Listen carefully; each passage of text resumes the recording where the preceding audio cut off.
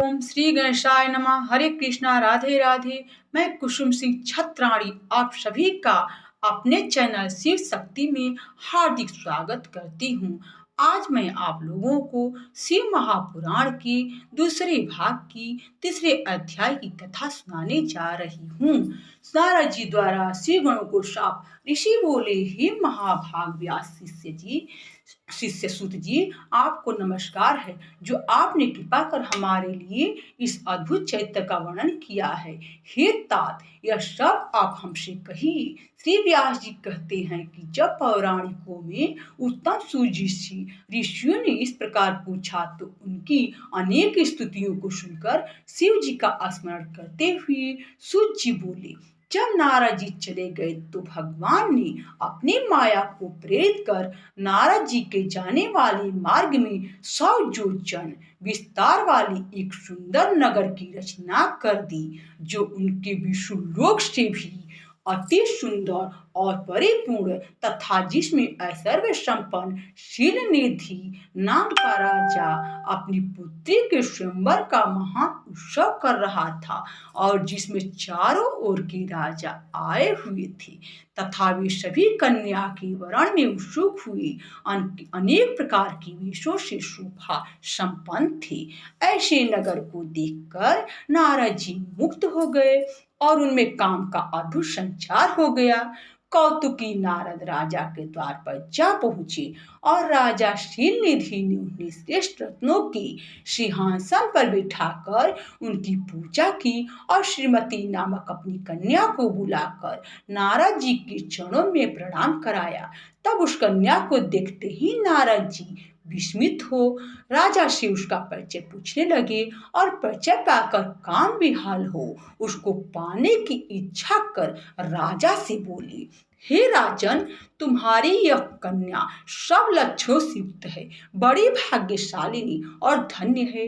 इसमें लक्ष्मी के से सभी गुण विद्यमान हैं और देवताओं में श्रेष्ठ सबका ईश्वर जो किसी से जीता न जा सके, शिव जी के समान विभु और जो काम को जीतने वाला होगा, निश्चय है वही इसका पति होगा। ऐसा कहकर नारद जी राजा को आज्ञा देकर शिव माया से मोहित स्वेच्छापूर्वक वहां से चल दिए और मन में विचारने लगे कि इसको स्वयंवर में किस प्रकार प्राप्त करूं तथा यह सब राजाओं को छोड़ अकेले मेरा ही वरण कैसे करेगी। स्त्रियों को प्रायः सुंदरता ही अत्यंत प्रिय होती है, जिसे देखकर स्त्रियां प्रसन्न हो निस्संदेह उसके वश में आ जाती हैं। तब विष्णु जी बड़े सुंदर हैं। नारद जी उनका रूप मांगने के लिए विष्णु लोक चले गए। वहां विष्णु जी को नमस्कार कर काम विहल नारद जी ने शीलनिधि राजा की विशाल नेत्रा कन्या श्रीमती का परिचय देकर स्वयंवर में उसको वरण करने की इच्छा व्यक्त की और कहा कि यदि आप अपना रूप मुझको दे दे तो अवश्य वह मुझको प्राप्त हो सकती है। आपके बिना वह मेरे कंठ में जयमाल नहीं डालेगी। हे नाथ, आप मुझे अपना रूप दीजिए क्योंकि मैं आपका प्रिय सेवक हूँ। सूत जी कहते हैं कि मुनि के इस वचन को सुनकर भगवान हंसे और शिव जी की प्रभुता को जानकर दया से यह वचन बोले, हे मुनि, आप जहाँ जाना चाहे चले जाइए। जैसे वैद्य रोगी का हित करता है वैसे ही मैं आपका प्रिय कार्य करूंगा क्योंकि आप मेरे प्यारे हो। ऐसा कहकर भगवान विष्णु ने मुनि को बंदर का सा मुख दे दिया और इन पर कृपा करने के लिए अंतर्ध्यान हो गए। मुनि ने समझा कि हरि ने मुझ पर कृपा कर दी, वह कृतार्थ हो चले, परंतु उनके यत्न को नहीं पहचाना। फिर मुनि श्रेष्ठ नारद जी शीघ्र ही वहां गए जहां राजपुत्रों से घिरा हुआ स्वयंवर हो रहा था। फिर तो राजपुत्रों से व्याप्त और दिव्य वह स्वयंवर सभा उस समय इंद्र की सभा के समान शोभायमान हो रही थी। उसमें जाकर नारद जी बैठ गए और विचारने लगे कि अब तो विश्व रूपधारी मुझको राजकन्या निश्चय ही वरण करेगी। उन्होंने अपने मुख को कुरूप नहीं जाना। अन्य सब मनुष्यों ने भी मुनि के पूर्व रूप को ही देखा और अन्य सभी राजपुत्रों ने भी उस भेद को न जाना, परंतु वहां दो रुद्रगण जो ब्राह्मण के भेष में नारद जी की रक्षा के लिए आए थे, वे उस भेद को जानते थे। वे दोनों मुनि को मूर्ख समझकर मुनि के पास गए और परस्पर बातें करते हुए नारद जी की हंसी करने लगे। छल युक्त उन्होंने नारद जी का परिहास किया।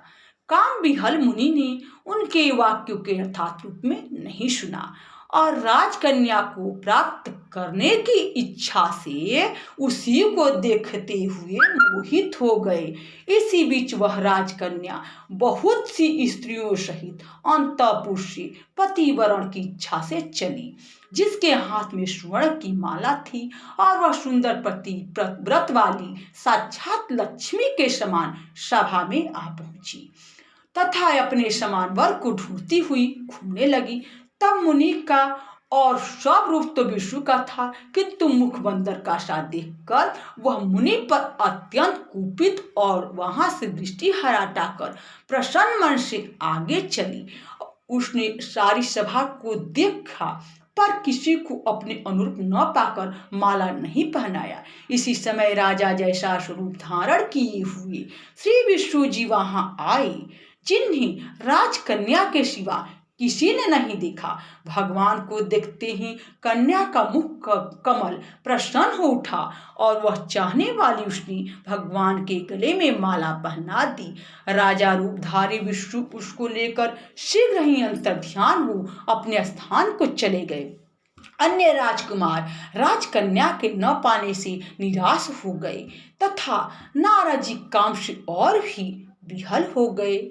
उन दोनों रुद्रगणों ने काम विहल नारद से कहा कि आप तो व्यर्थ ही काम मोहित हो, उस कन्या की चाह करते हैं, पहले अपना मुख तो देखिए जो बंदर के समान बना है। सूर्य कहते हैं कि उनके वाक्य सुनकर नारद जी ने आश्चर्य किया और शिव जी की माया से मोहित उन मुनि ने अपना मुख जल में जाकर देखा तो अत्यंत क्रुद्ध हो उन्होंने दोनों गणों को श्राप दे दिया और कहा कि तुमने मुझ ब्राह्मण की हंसी की है, अतः राक्षस हो जाओ।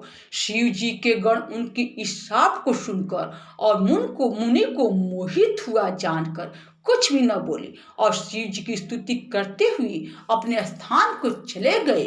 यह सब शिव जी की इच्छा थी। यहाँ शिव महापुराण के दूसरे भाग के तीसरे अध्याय की कथा समाप्त हुई। बोलो शंकर भगवान की जय। हरे कृष्णा, राधे राधे।